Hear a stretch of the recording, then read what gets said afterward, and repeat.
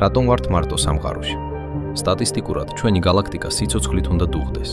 მხოლოდ ირმის ნახტომში მილიარდობით დედამიწის მსგავსი პლანეტა, რომლებიც ჩვენზე მილიონობით წლით უფროსია. წესით უცხო პლანეტელების კვალს ყველგან უნდა ვხედავდეთ, მაგრამ ირგვლივ აბსოლუტური ყურის წამღების სიჩუმეა. რატომ? მეცნიერებს ამაზე ერთი ძალიან შემზარავი პასუხი აქვთ. ამას დიდი ფილტრის თეორია ჰქვია. თეორია ამბობს, რომ განვითარების რაღაც ეტაპზე თითოეული ცივილიზაცია აწყდება უხილავ გადაულახავ ბარიერს, ფილტრს, რომელსაც ვერავინ სცდება და ყველა ანადგურებს საკუთარ თავს. ამიტომაც არიან ისინი მკვდრები. ახლათი ყველაზე საშიში კითხვა. ეს ფილტრი ჩვენ უკვე გავიარეთ და სამყაროში ერთადერთი გადარჩენილები ვართ. თუ ეს ფილტრი წინ გველოდება. იქნებ ჩვენივე შექმნილი ტექნოლოგიები, ბირთვული იარაღი, ხელოვნური ინტელექტი ან ეკოლოგიური კატასტროფა გახდეს ჩვენი გარდაუვალი დასასრული. იქნებ მარტოობა არ არის ყველაზე ცუდი რამ, რისი აღმოჩენაც შეგვიძლია.